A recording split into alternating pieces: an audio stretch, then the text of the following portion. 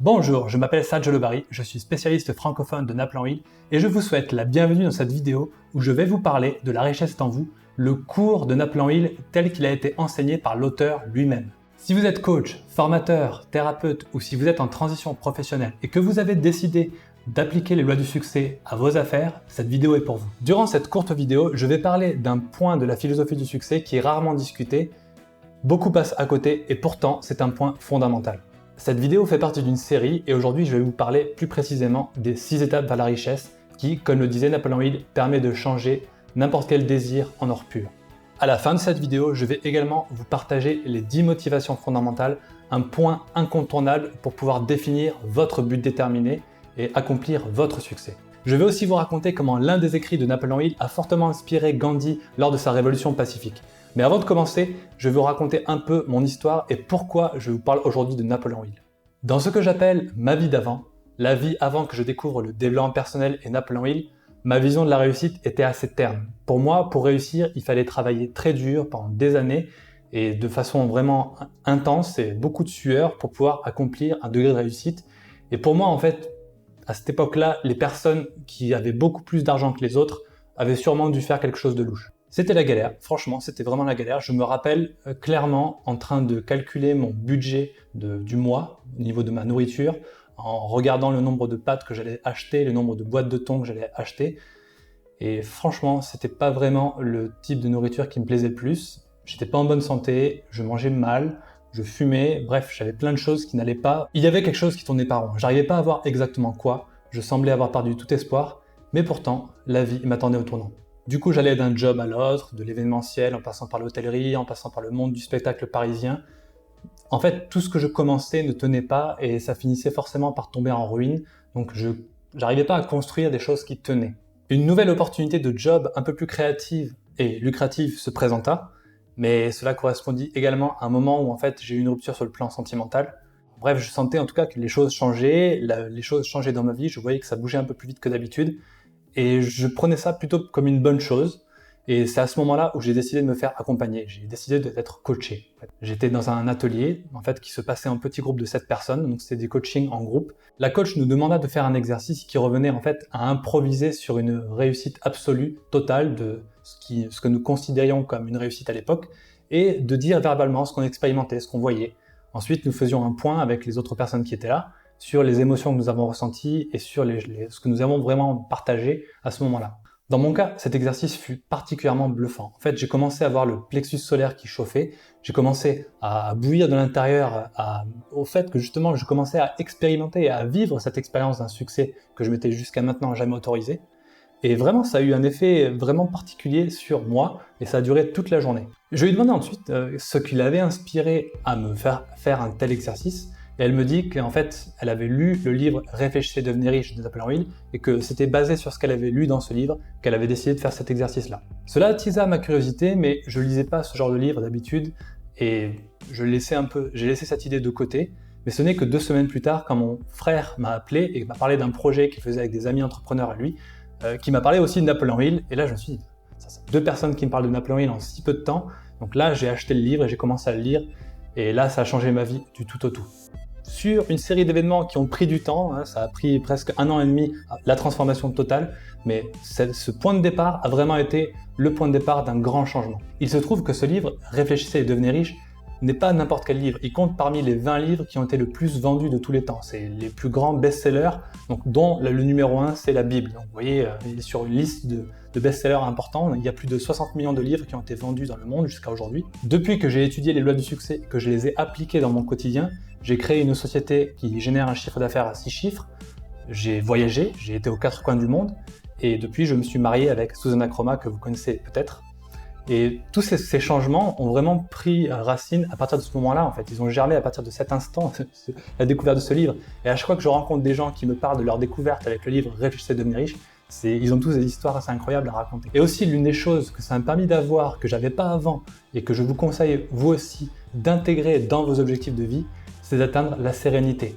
J'ai atteint, en fait, un degré de sérénité qui est incomparable avec ce que j'avais avant. Je ne suis pas encore complètement serein, je ne suis pas encore parfait à ce niveau-là. Il y a encore des moments où j'ai des sauts émotionnels.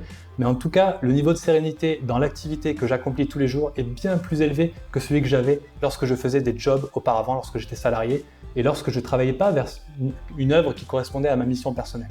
Ce qui a rendu l'histoire de Napoléon Hill si légendaire, c'est surtout cette persévérance et les circonstances de ses découvertes. Il faut savoir que lorsqu'il a eu 25 ans, il interviewa Andrew Carnegie, qui se trouvait être à l'époque l'homme le plus riche du monde, et Andrew Carnegie lui confia une mission, développer une philosophie du succès et étudier pendant 20 ans les 500 personnes les plus riches de la planète pour comprendre les facultés, les traits de caractère qui avaient contribué à leur succès. Il a passé sa vie à poser sur le papier les facultés, les traits de caractère, les habitudes, tout ce que ces personnes faisaient et qu'ils réussissaient, notamment des personnes comme Henry Ford et Thomas Edison, des élites qui ont été parmi les personnes qui l'ont le plus inspiré à développer sa philosophie. Quand Napoléon Hill est votre conseiller personnel, c'est un peu comme si vous aviez l'âme d'un président, parce qu'en fait, Napoléon Hill a conseillé Franklin Roosevelt et Woodrow Wilson à des moments clés de l'histoire, et il était leur conseiller personnel. Ça veut dire que Napoléon Hill a littéralement eu un impact sur les décisions gouvernementales de cette époque-là. C'est par ailleurs l'un des poèmes de Napoléon Hill qui s'intitule Un défi à la vie, qui a fortement inspiré le jeune Mahatma Gandhi, avant qu'il crée sa fameuse révolution silencieuse en Inde, qui a permis de libérer l'Inde, qui était à l'époque sous le joug de la couronne britannique. Donc il faut savoir que c'est suite à un voyage, Gandhi a été aux États-Unis et qu'il a découvert un peu quel genre de liberté on expérimentait là-bas, qu'il est revenu, qu'il a découvert l'œuvre de Napoléon Hill. Et c'est d'ailleurs pour cette raison que l'un des pays qui a le plus bénéficié des lois du succès et du cours La richesse est en vous, c'est l'Inde, puisqu'il a été enseigné là-bas. Le livre Réfléchissez, devenez riche est d'ailleurs un best-seller en Inde tout particulièrement. Maintenant, revenons aux 6 étapes à la richesse, le point dont je vous parlais en début de cette vidéo, qui est l'un des leviers importants des lois du succès, et notamment un but déterminé, la première loi du succès. Ces 6 étapes à la richesse, elles ont vraiment un point très important, c'est qu'elles vous permettent de développer une habitude à partir de vos objectifs. Je vais vous citer mot pour mot ces 6 étapes à la richesse telles qu'elles sont enseignées dans le cours La richesse est en vous. Numéro 1. Fixez dans votre esprit la quantité exacte d'argent que vous souhaitez obtenir. Définissez précisément ce que vous souhaitez faire en échange de l'argent que vous désirez. Établissez une date précise à laquelle vous désirez obtenir cet argent. Écrivez un plan précis sur comment vous souhaitez obtenir l'argent et commencez dès maintenant en faisant la moindre action qui vous en rapproche. Écrivez une déclaration d'engagement claire et concise qui contient la quantité d'argent souhaitée, la date limite à laquelle vous serez en possession de l'argent, ce que vous souhaitez faire en échange de cet argent. Décrivez clairement le plan que vous souhaitez mettre en application pour l'obtenir, un plan simple et concis, et lisez cette déclaration d'engagement à voix haute 2 fois par jour, une fois avant de vous coucher et une fois avant de vous réveiller le matin. Et quand vous la lisez, éprouvez le sentiment et l'enthousiasme d'avoir déjà obtenu votre objectif. Ce que je vous disais en fait lorsque j'avais fait cet exercice-là, de vraiment vivre à l'intérieur cet objectif et croyez profondément que c'est déjà le cas. Il faut savoir que si on parle aujourd'hui d'argent et que Napoléon Hill a décrit de façon matérielle, c'est parce que c'était le meilleur moyen de quantifier les richesses. La réalité, c'est que les richesses, elles ne sont pas forcément sous forme d'argent. Tout le monde n'est pas motivé par une grande maison, une belle voiture, tout le monde n'est pas motivé par beaucoup d'argent, des finances, des investissements, l'immobilier. Là, vous allez mettre votre but déterminé dépend de la motivation fondamentale qui est importante pour vous. Ça, ce sont des objectifs matériels qui sont quantifiables et c'est pour ça qu'ils sont pratiques ces objectifs-là parce qu'on peut facilement les mesurer. Je vous parlais en début de cette vidéo des 10 motivations fondamentales et vous pouvez les télécharger en dessous de cette vidéo et découvrir celle qui vous correspond le mieux pour pouvoir avancer étape vers votre richesse. Identifiez celles qui vous correspondent le mieux, celles qui sont vos motivations fondamentales et mettez-les dans le commentaire pour que nous puissions en discuter. C'est très important que vous fassiez cet exercice parce que, en fait, ces motivations vous permettent de clarifier et de déterminer votre but déterminé à vous, le but que personne ne peut vous voler, le but qui correspond à votre vision de la réussite et de la richesse. Donc, c'est très important que vous fassiez cet exercice-là. Nous l'avons fait durant le congrès et vraiment, c'est merveilleux comment les gens réalisent que parfois, ils sont en train de courir après un but qui n'est pas le leur parce que justement, ils n'étaient pas clairs au niveau de ces motivations. Donc, ces motivations fondamentales, c'est un travail que je vous recommande de faire et on en discutera un peu plus dans la prochaine vidéo. Et justement, dans ma prochaine vidéo, je vais vous parler du mastermind, un point très important. C'est un mot très à la mode, le mastermind. Si vous êtes intéressé par le développement personnel, vous avez sûrement entendu parler du mastermind, tout le monde fait des masterminds, mais la réalité, c'est que peu connaissent réellement le sens profond de ce terme et la recette telle qu'elle a été transmise par Andrew Carnegie à Napoléon Hill. Andrew Carnegie, c'est lui qui a inventé ce terme, c'est lui qui l'a conceptualisé et c'est Napoléon Hill qui l'a popularisé. Il faut savoir que c'est vraiment ce terme important et que sans mastermind, vous pouvez aller vraiment moins loin que si vous en avez un. C'est vraiment important d'avoir ce mastermind, au moins une personne, au moins 3 personnes, et ensuite de pouvoir fonder une équipe qui vous accompagne vers votre but déterminé. Et maintenant, je vous laisse avec les participants de La Richesse est en vous pour que vous puissiez découvrir comment ils ont appliqué les lois du succès dans leur vie. Je vous dis à très bientôt dans la prochaine vidéo et je vous souhaite une merveilleuse journée. Napoléon est une passion commune et il habite ma vie depuis que j'ai l'âge de 19 ans. Donc il a eu des incidences notables dans ma vie. Et en même temps, puisque c'est une occasion aussi d'avoir accès à des choses qui jusqu'à présent n'étaient pas disponibles.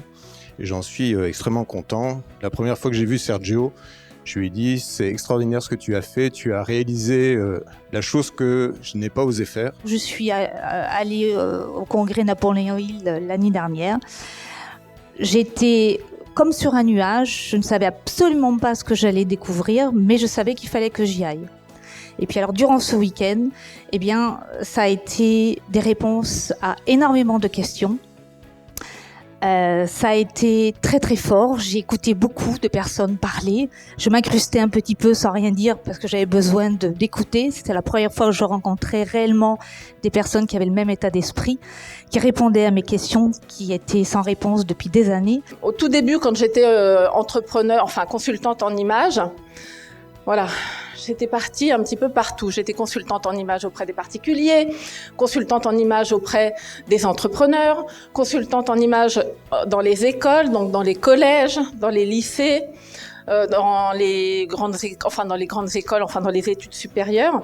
Et je dois dire que ça partait un petit peu, c'était très très flou, ça manquait de structure. Avant, et bien avant, j'avais que des emmerdes. Mais des emmerdes jusque-là. À force d'anticiper de ne pas avoir des emmerdes, j'avais que des emmerdes et je vous assure que c'est vrai. Jusqu'au jour où une de mes clientes, l'année dernière, traverse ma vie et elle me dit « Sylvie, écoute, ça va pas. Tu es vraiment très positive avec tes clientes, mais quand c'est toi et quand c'est tes enfants et quand c'est ton entreprise, mais c'est absolument négatif. » Alors, un jour, elle vient et elle m'offre un livre. Voilà. Ce livre-là, il a changé non seulement mon existence, mais l'existence de mes clientes. Pour avancer, il faut avoir un plan. Un plan.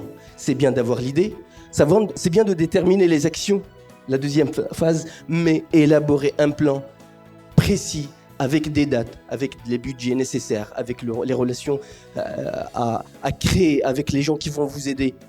Eh bien, pour moi, c'est ce qui a changé ma vie. Et c'était vraiment magnifique, une femme qui avait changé sa vie grâce à Napoléon Hill.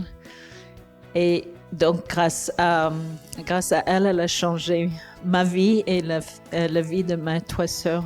Le fait de dire des choses rend les choses tangibles d'une manière extrêmement forte.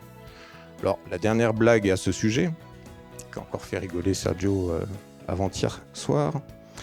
Et après cette rencontre, les amis avec qui j'étais, je leur dis « c'est avec une femme comme elle que je veux me marier ». Le 1er janvier, 3 mois plus tard, on se mariait. Donc faites gaffe à ce que vous racontez parce que ça peut vous tomber dessus aussi. J'ai démarré une formation le 25 mars dernier aux Açores et le 1er avril à Lisbonne. Et là encore, attention, messieurs, dames, soyez clairs, parce que j'étais pas connue au Portugal. Je me suis dit, si j'ai 10 à 15 personnes à mes formations, c'est bien. Mais je n'ai pas travaillé sur la quantité. Et ben, l'univers l'a fait pour moi. Il m'a présenté 140 personnes. Avoir un but déterminé, ça a été une révélation pour moi. Plus de le rédiger tel que c'est prescrit par Napoléon Hill, de l'avoir écrit d'une certaine manière, il faut qu'il y ait une certaine structure, certains éléments qui doivent être présents, et puis de se le répéter tous les jours, plusieurs fois par jour. Et ce qui est encore le petit cran au-dessus que nous préconise Napoléon Hill, c'est-à-dire d'éprouver cette émotion de réussite quand on a atteint son but, ça a été pour moi une révélation.